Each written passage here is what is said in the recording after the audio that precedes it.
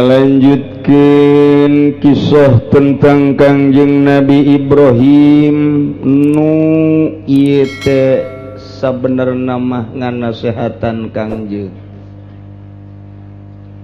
dalam dakwah Kangjeng terhadap kaum-kaum Mekah, khususnya umumna kepada seluruh kufar. Loba nu nentang jeung loba nu teu percaya kana karasulan Kangjeng, nauhidkeun ka Gusti Allah. Ku Gusti Allah diredam hate Kangjeng ulah bendu ulah marah. Lain kakarak kuari Muhammad kitu teh. Tuh umat nu baheula ge karitu ketika kaula nurunkeun para rasul di antara nu kukula diturunkeun ke alam dunia keturunan nu nembus ka anjeun ialah Kangjeng Nabi Ibrahim alaihi salam.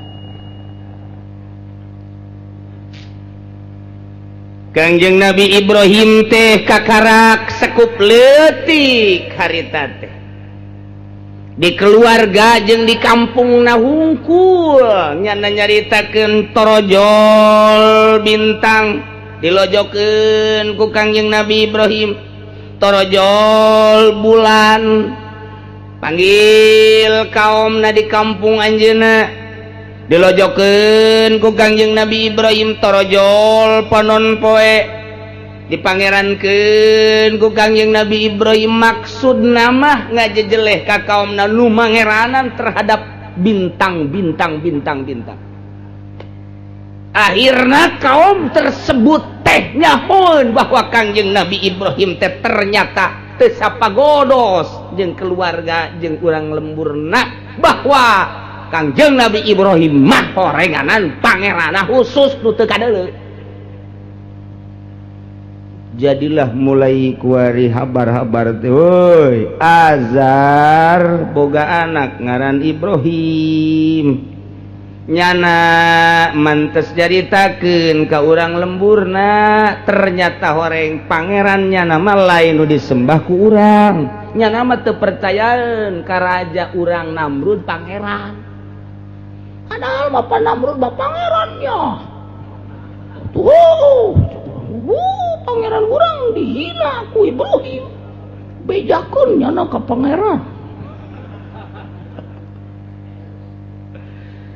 Mulai ngaran-ngaran obrolan mati sungut ka sungut, mulai kuari mah berita mati mimiti sajengkal jadi sadepa kuari teh jadi sameter, kuari mah geus puluhan meter.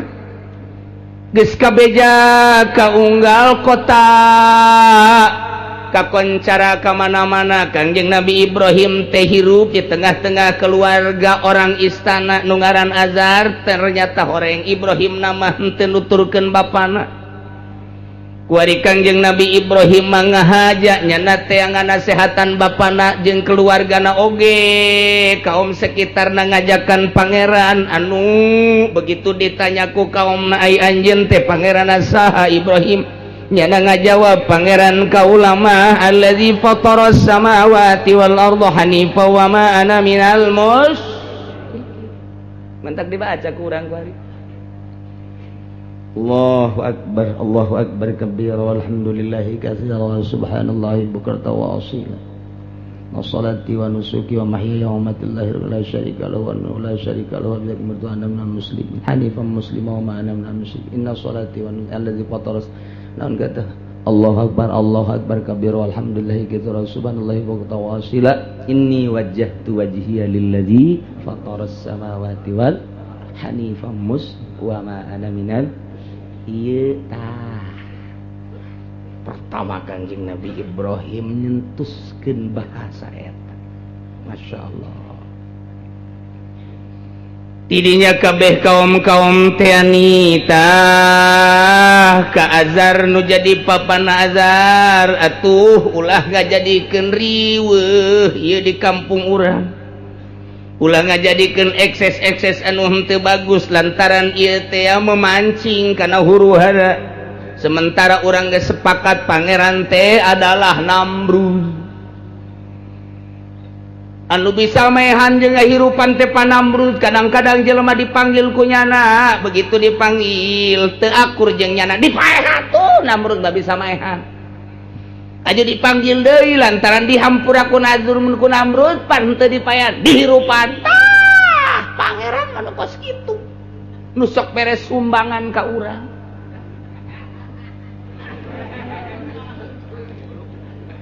Nu di mana-mana endek pilkada sok disararumbang pilgub, sok disararumbang sakedeung deui bakal aya pilpres. Ieu bakal nyumbang ka kiai-kiai. Komo ka pamarentah nu sejen mah bawahan-bawahan. Tah eta pangeran mah nu kos kitu. Sia rade sia gagilek ka pangerankeun bahaya. Ya eta teh cek ahli tasawuf geus mangerankeun teh kanu kitu teh cek ahli tasawuf mah. Insyaallah asal masih wallah pangeran. Coba Azar didesak Ki Azar ku kaumna supaya manggil nu jadi anakna ngaran Ibrahim ulah diantepkeun bae lantaran memancing situasi.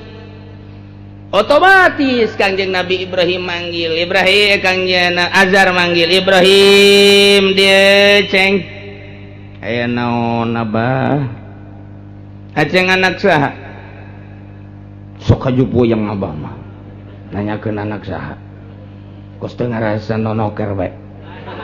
Ih lain kitu Ibrahim, ai maneh teh nu kumaha.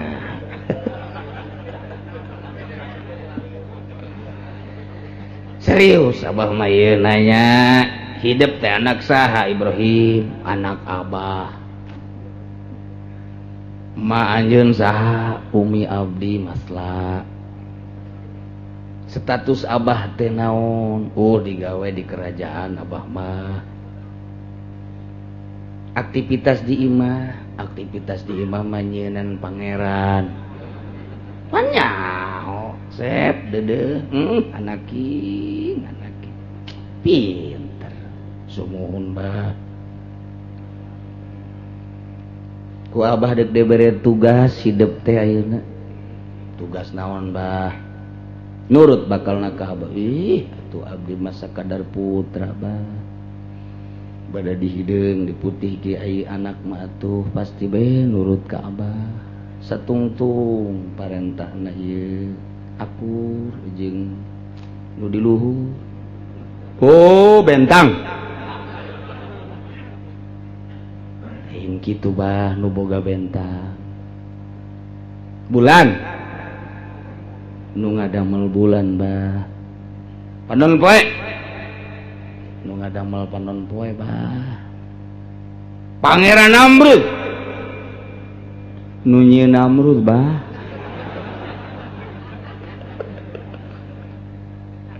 Ah, sia. Jawab teh teu dipagahan ku abah ge nereleng bae sia. Nang sasia magahan kos gitu. Nang nu nyieun abah bah. Hih, sia. Cabok deui ku bapana. Nurut mal ka abah. Nurut bah. Sapira abdi atuh. Naon bah tugas abdi? Sesuai jeung pagawean abah nyeunan patung ieu teh lambang pangeran.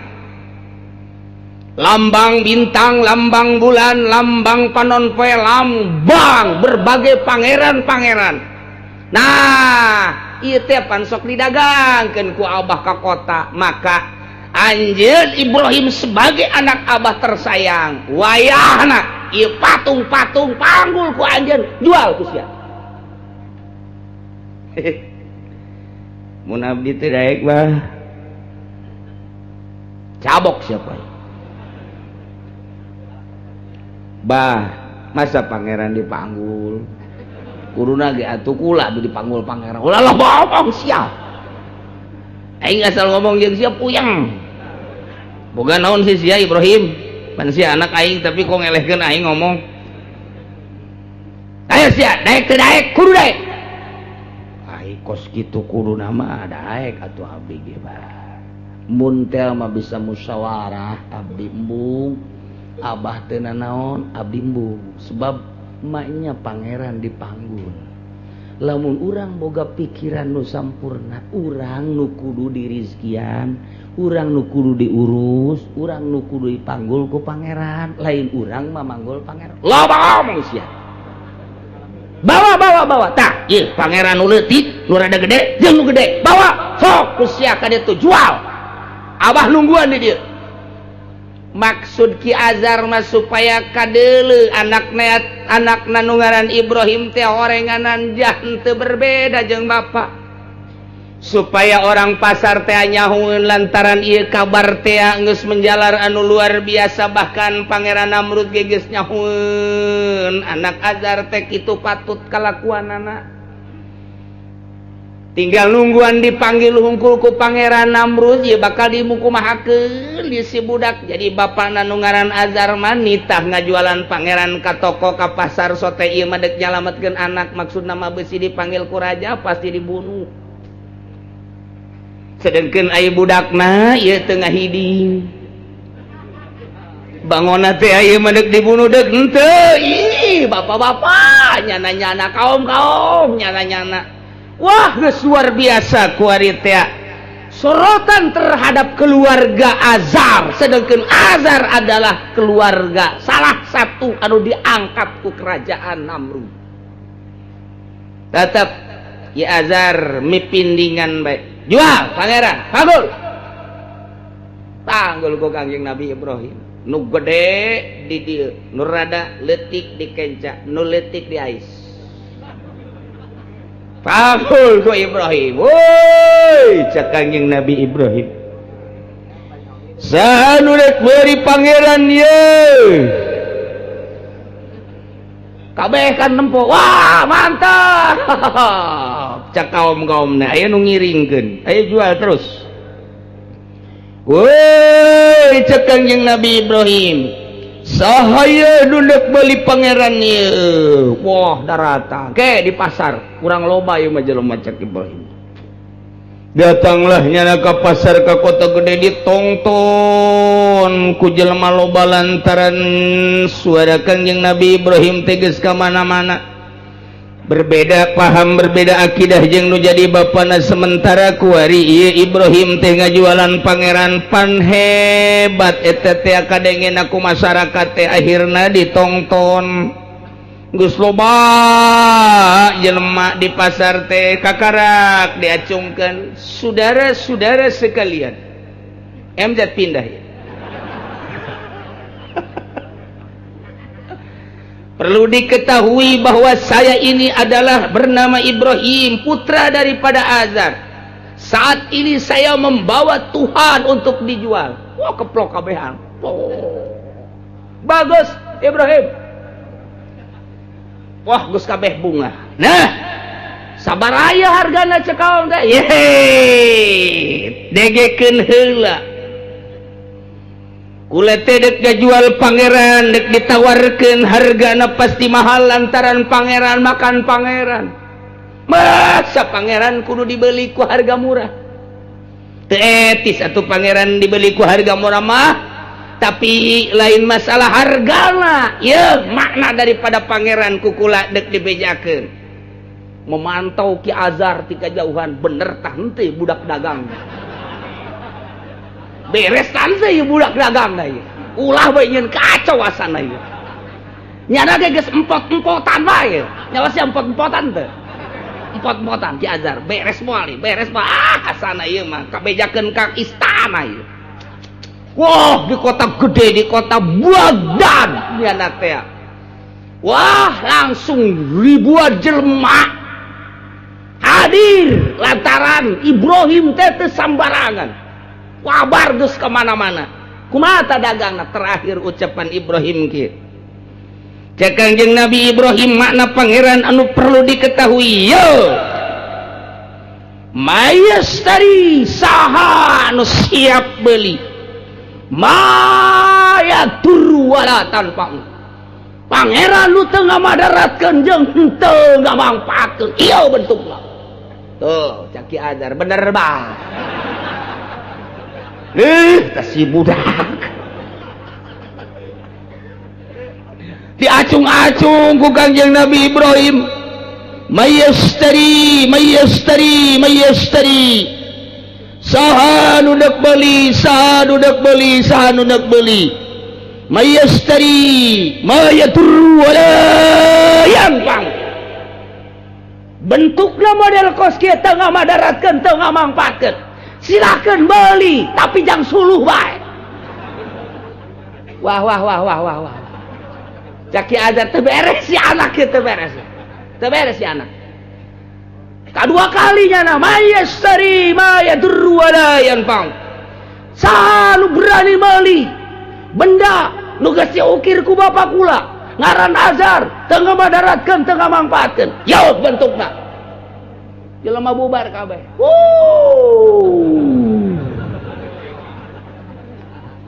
Ibrahim Bloh Ibrahim Majnun Ibrahim Edan pangeran disebut mayadur walayan pang teu beres sama Ibrahim tah tinggal Azhar datang gadinya him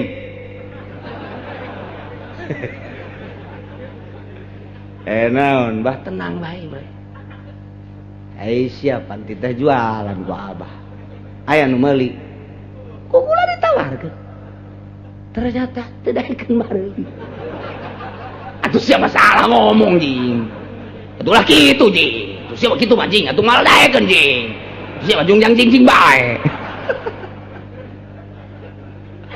nu rapi atuh ai dagang teh ya pan ai dagang mah nu jore di bagus-bagus nu bengkok di lempeng-lempeng eta ngaranna dagang aya mah sia mah atuh nyacan ka pangeran saha nu daekeun meuli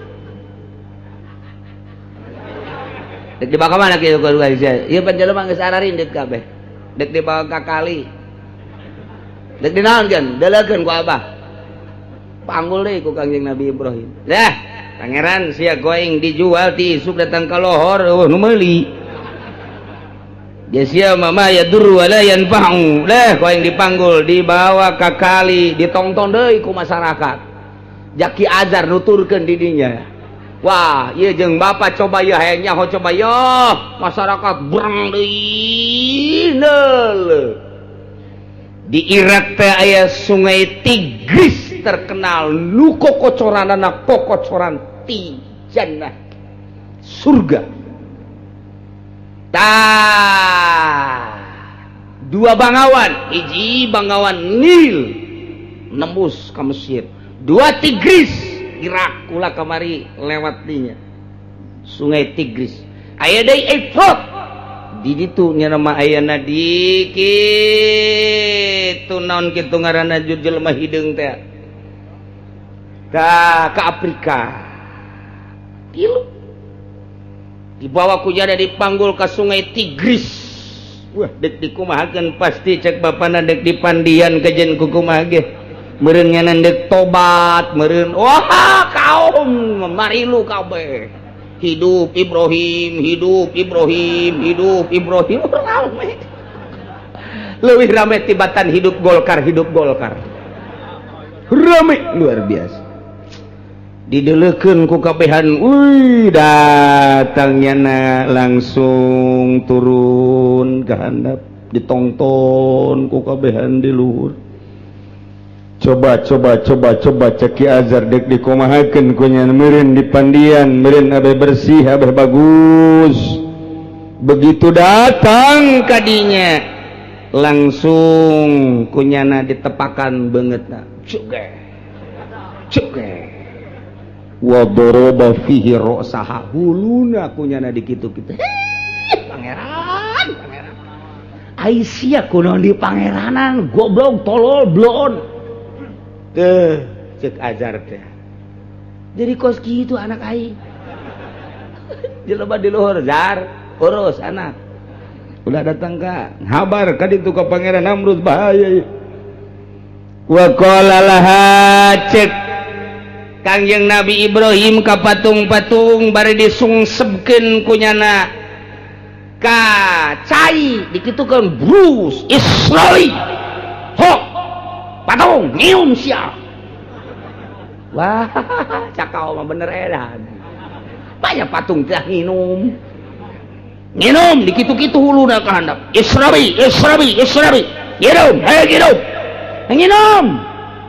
Cak nu di lur euy, atuh mah nya patung tita nginum atuh moal daekeun. Atuh teh daekeun nginum bae di pangeranan blaon sia. Eureun cak azar teh ribut ya urusannya. Ribut ya urusan pangeran ya. Disungsepkeun deui nyokana. Nginum, israbi. Nginum, ayo.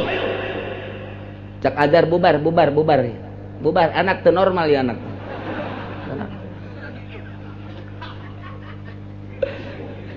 Istihzaan biqaumihi hatta fasafihim istihza'uhu.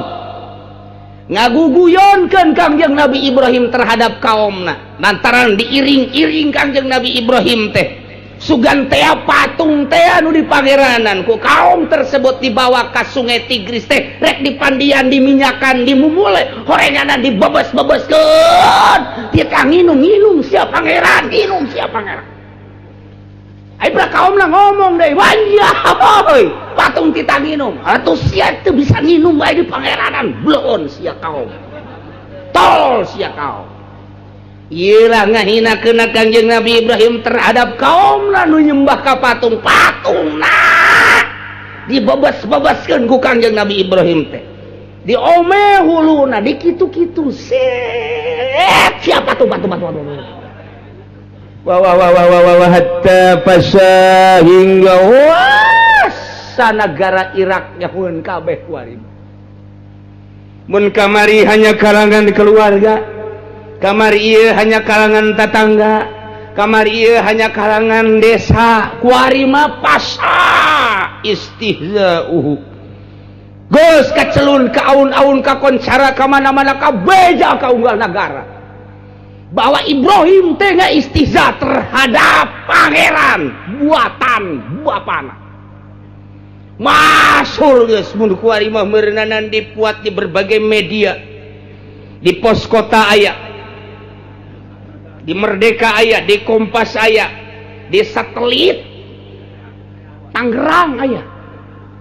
Beritana dihandap bahwa Ibrahim telah menganiaya Tuhan kita.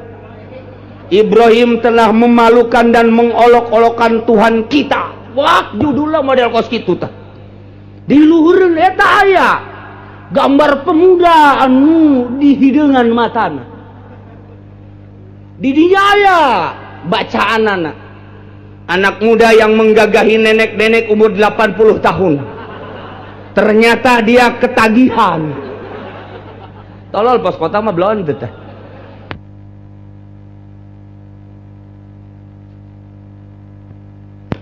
Berita di handapeun eta mah malah mah nu geus biasa teh aya. Rumah sakit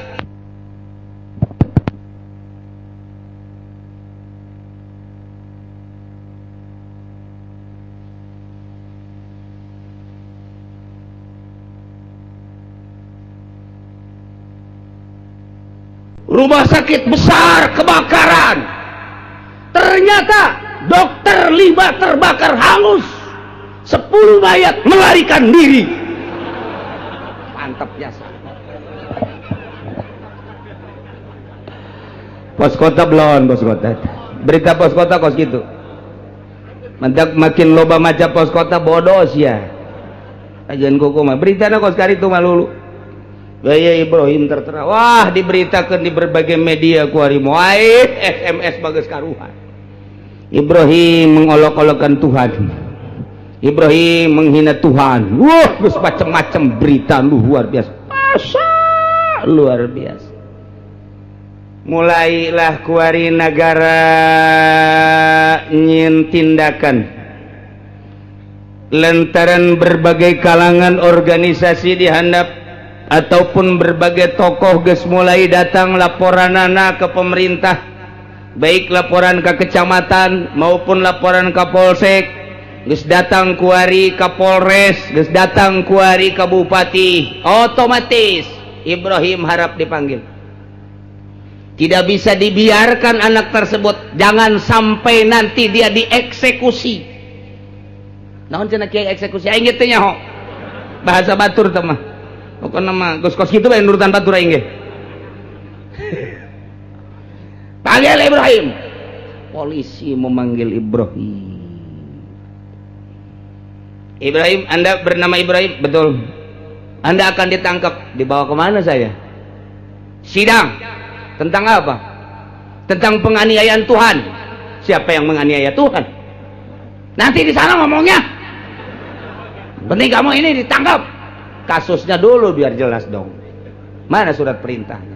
Waduh. Ini surat perintah. Apa coba? Masalah apa sobat saya mau ditangkap di sana? Coba tertera di situ, bacakan. Saya sebagai petugas untuk menangkap yang bernama Ibrahim yang berkasus tentang penganiayaan Tuhan. Siapa yang menganiaya Tuhan? Tuhan saya mah disembah oleh saya. Saya selalu mengingat Tuhan per detik dan per menit, tidak pernah menganiaya Tuhan. Katanya kamu mengusruk-usrukin Tuhan.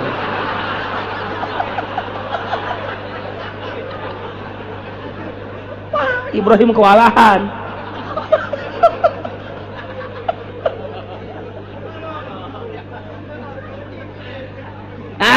Ini berita yang datang ke pengadilan seperti itu. Maka kami sebagai alat negara, sebagai tugas negara untuk menangkap Anda. Betul kamu? Enggak, kemarin ini, berapa hari yang lalu saya menerima berita dan menerima laporan-laporan dari berbagai organisasi dan tokoh bahwa Anda telah mengusruk-ngusrukan Tuhan. Seri Kanjeng Nabi Ibrahim. Apa itu ngusruk?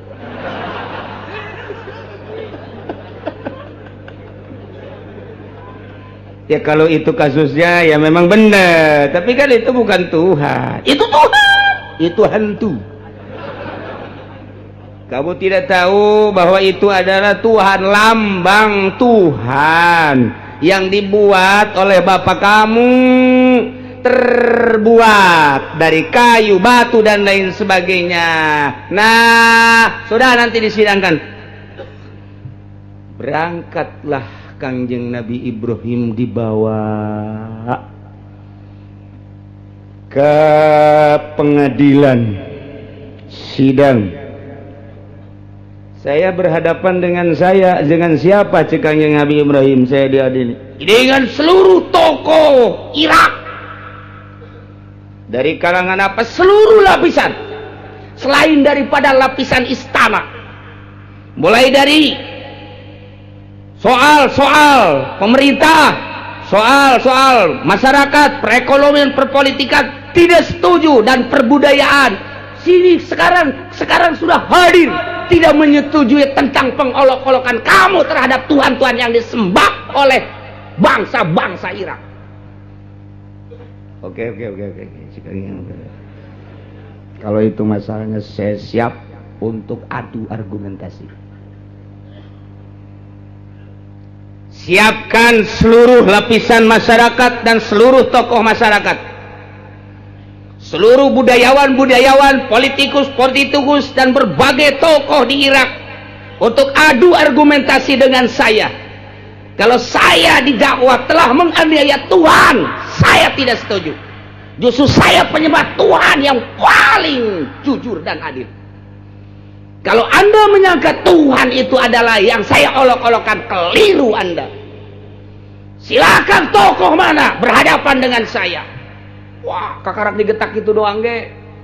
Cak tokoh sia bae. Cak nusa urang sia bae. Tabe arembung. Ayo hadapin ku sia anu ngajukeun. Sia nu ngajukeun kabeh sararieu. Ieu mah kudu azar tan kudu turun. Azar anak anjeun geus aya di pengadilan untuk adu argumentasi kekuatan tentang pengolok-olokan Tuhan. Dengan demikian, kami sebagai warga negara Irak, walaupun Anda itu adalah orang istana, tetapi jangan mengatasnamakan istana supaya aman di istana mah heulanan. Nah ieu mah anjeun teh sebagai tokoh masyarakat baik, mewakili kami adu argumentasi. Cak ajar teh aing mah bapana teu etis pada sieun. Cak ajar aing ge sieun buku ka anak aing. Sia bahaye diberes sararieun gak bege. Sieun tetep hese pan sieun mah. Kulantaran Kangjeng Nabi Ibrahim geus aya, mana ieu musuh? Mana musuh sedangkeun Kangjeng Nabi Ibrahim kakarak umur 17 naik ka 18. Ayo babarengan atuh kabehan. Cak ajar teh kan aing mah di tukang bae. Aing memantau geus sapira anak aing, besi aya kumaha-kumaha ke aing ngamankeun teh mah. Adalah aing geus sieun. Budak ngomong aku pinter-pinter. Waduh, tokoh-tokoh geus ngacecer di pengadilan. Pengiring-pengiring masyarakat hampir sakota Baghdad ngahadiran kabeh. Lantaran ieu mah lain lalagaan. Berita tentang penganiayaan tuaan pan ieu mah. Wah, berita nu pohara jasa. Akhirnya Kangjeng Nabi Ibrahim sorangan lawan sanagara. Ieu tahap awal. Saheula cek Kangjeng Nabi Ibrahim anu hendak berbicara. Jaksa, silahkan, perintahkan. Anjeunna Ibrahim coba berbicara tentang penganiayaan. Salah jaksa. Seharusnya coba apa yang dikasuskan, apa yang diajukan, kebenaran untuk bahwa saya itu adalah sebagai penganiaya, dipersilakan dulu kepada musuh saya, jaksa bodoh. Jaksa tepan jadi kaing atuh. Ganti. Cek Kangjeng Nabi Ibrahim, jaksana ganti ulah ieu mal beres ya kajian kuku mah ge. Eta jaksa langsung digetak, ganti. Bodoh. Leket teh. Cak anu saja wah asana nasib urang ge kos kitu. Ieu mah geus bae mah ngaleket teh sorangan, jaksa dibawa ka tukang. Nu daekeun ganti. Mana jaksa penggantinya? Sia bae teh, sia bae. Wakilna mana? Geus sia bae, sia bae. Kabeh sararieu. Cepat, cek Kangjeng Nabi Ibrahim. Aya. Tek. Silakan. Tanya. Cek jaksa sekarang begini permasalahannya supaya Bapak Ibrahim bertanya kepada tokoh masyarakat tentang apa yang akan diajukan. Silakan. Oh, kalau begitu saya siap. Kangjeng Nabi Ibrahim, wahai tokoh-tokoh Baghdad, saya mau bertanya tentang penuhanan para tokoh, para masyarakat. Manusia seluruhnya menuhankan arca, menuhankan patung. Sementara patung-patung ini adalah dibuat dari kayu dan batu, tidak etis kalau disembah. Saya mau mendengarkan, ingin mendengarkan, coba penjelasannya tentang keberadaan Tuhan tersebut. Dari mana mulanya? Jawab. Cek saurang teh. Siapa? Jawab atuh kos kitu. Siapa? Hai masa ngadengnya nage ciun ya. Aya ta saurang kali. Begini Ibrahim. Inna wajadna aba'ana ala ummati wa inna ala atharihim hum ala atharihim muqtadun. Lain jelema bodoh. Urang Irak teh mantak nya nama atuh musuh nage bus. Lain letik-letik bus. Dilawan ke orang Irak. Wahai Ibrahim, kami menyembah Tuhan itu tidak sembarangan, menuhankan kepada patung itu tidak sembarangan. Ini adalah merupakan suatu turunan dari nenek moyang kami. Inna wajadna, kami menemukan, aba anak bapak kami, engkong kami, nenek kami, kakek kami, uyut kami, bau kami, udag-udag siur-siur kami, semua dari dulu adalah menyembah patung-patung. Inna wajadna aba'ana, kami ini menemukan Tuhan dari bapak, dari kakek. Bapak-bapak moyang kami teh nyembah ka dia. Ala ummatin wa inna ala asarihim muqtadun, kami mah hanya mengikuti. Itulah dalil kami. Yang kedua, cek Kangjeng Nabi Ibrahim, yang kedua adalah tentang Tuhan dianiaya. Awas kamu Ibrahim, sudah bukan berita-berita sembarangan. Ketika Tuhan dilecehkan, Tuhan dianiaya, Tuhan dihina, berita-berita tentang musibah terhadap kaum ini sering terjadi. Dengan demikian kamu sebagai penganiaya Tuhan yang telah jelas bahwa kamu mengolok-olokkan Tuhan, datang berita kepada kami bahwa kamu menyuruh minum terhadap Tuhan di Sungai Tigris. Ini kan tidak etis. Nah, kami bebas dari mara bahaya Tuhan kami. Kami memohon supaya Tuhan itu menganiaya khusus kepada kamu Ibrahim. Itulah dakwaan kami terhadap kamu sebagai terdakwa, wahai Ibrahim. Lagi Kanjeng Nabi Ibrahim, belum seberapa itu. Numantak dicaritakeun wahajahu qaumuh, ngabantah ka Kangjeng Nabi Ibrahim seluruh lapisan masyarakat. Jadalu ngemujadalahan ka Kangjeng Nabi Ibrahim teh idinihi dina masalah agama Kangjeng Nabi Ibrahim anu nyembahna ka pangeran alladzi khalaqas samawati wal ard, anu berlawanan jeung kaayaan agama masyarakat di Baghdad saat etan. Masyarakat di Baghdad mah nyembahna ka patung kebelah dituna ka Raja Namrud.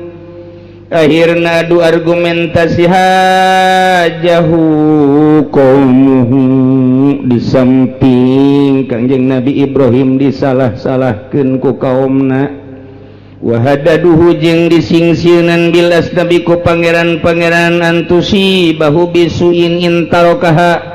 Namun Kangjeng Nabi Ibrahim ninggalkeun pangeran teu nyembah ka pangeran, bahkan ngahinakeun, bahkan nganiaya ka pangeran, bakal dikenaan ku siksa. Kumaha ta Kangjeng Nabi Ibrahim?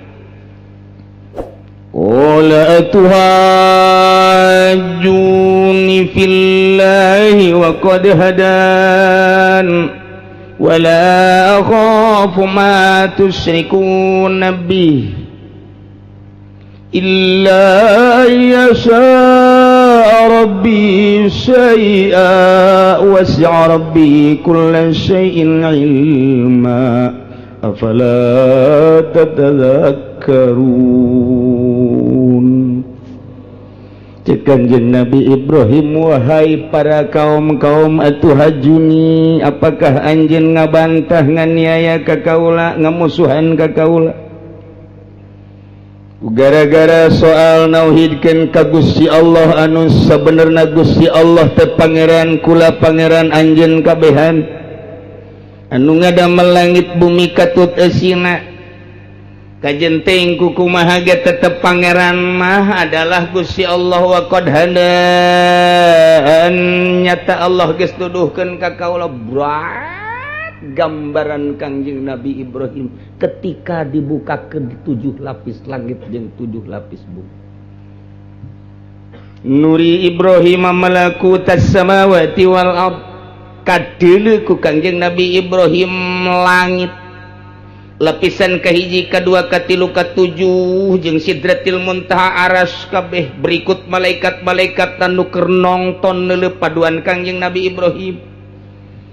Taneuh kadeuleu ku Kangjeng Nabi Ibrahim muka 7 lapis, bahkan neraka jeung sorga kadeuleu. bahkan ditempaten Kangjeng Nabi Ibrahim ayana di surga kadeuleu nu mantap Kangjeng Nabi Ibrahim ngomong ngaburinyai teh lantaran harapan naon iwal ti ngajak nauhidkeun ka Gusti Allah sugan aya harapan dibere sekopi teu aya sugan hayang dipangbangunkeun pondok pesantren teu aya dunia tah mah kos kitu mah sugan nyana hayang dibere jabatan muing ceuhil tah mah kos kitu mah sugan-sugan bae susuganan hayang dibere Fortuner henteu sugan bae cenah hayang dibere kedudukan dunia dan henteu lantaran lamun urang dakwah aya kahayang eta berarti pengendalina lain Gusti Allah pengendalina teh justru dipake kahayang ku urang teh eta moal kebal dakwah kos kitu mangusruk kajen ku kumaha ge contona kiai-kiai nu ka Golkar lantaran dikendalikeun ku Golkar harirup keneh geus ngalalusruk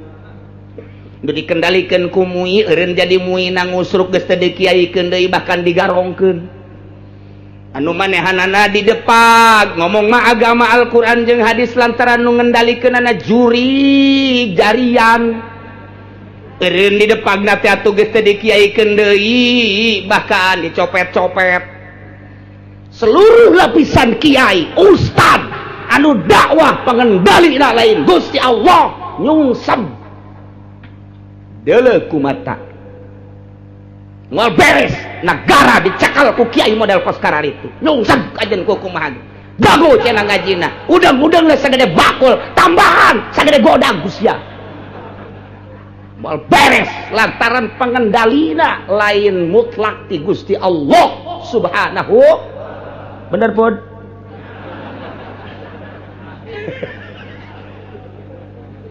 moal beres nu mantak lamun lain dicekel ku nabi lain dicekel ku rasul lain dicekel ku para sahabat lain dicekel ku para wali Allah lain dicekel ku para ulama salafus sholihin lain dicekel ku ulama-ulama akhirat ngaguling agama kajen ku kumaha ge manya aya ustad tanda tangan gereja manya aya MUI tanda tangan gereja teu etis atuh sapira hayang meuli mobil teu kudu tanda tangan gereja atuh maling bae sih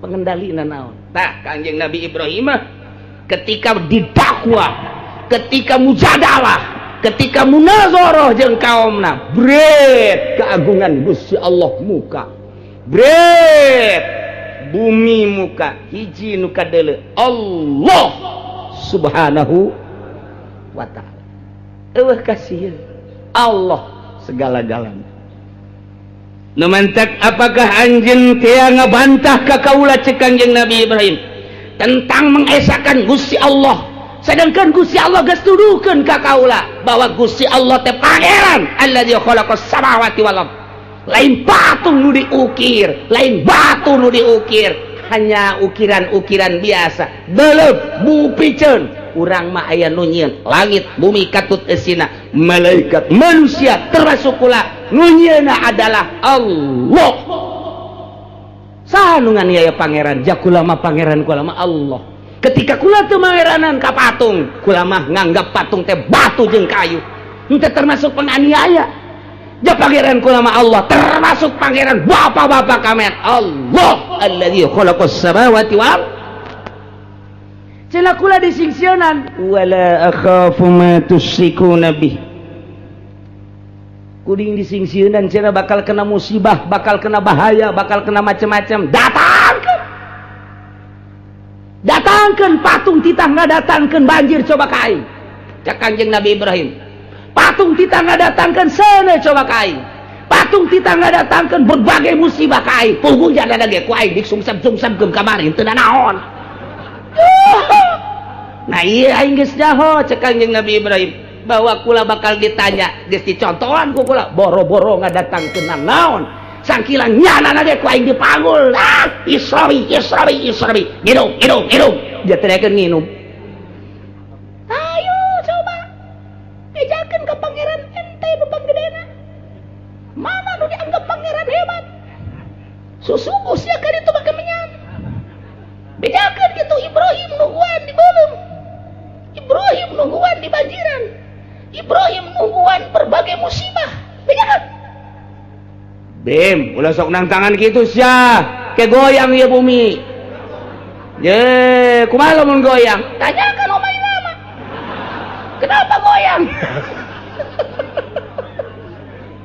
Aduh. Siapa keur tegang-tegang ka omah deui bae.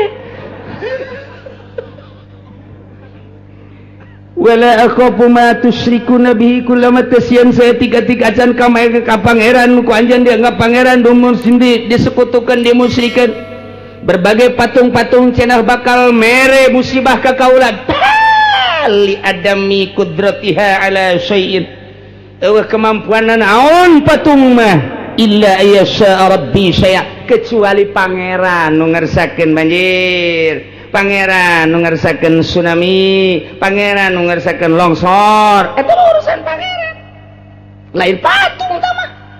Ayana gempa lain nang patung Allah, ayana longsor lain nang arca Allah, ayana banjir lain nang manusia, lain nang patung, lain nang macam-macam berbagai patung-patung Allah. Ayana lini menang Allah, ayana berbagai musibah Allah. Iya mah kersaning Gusti bae.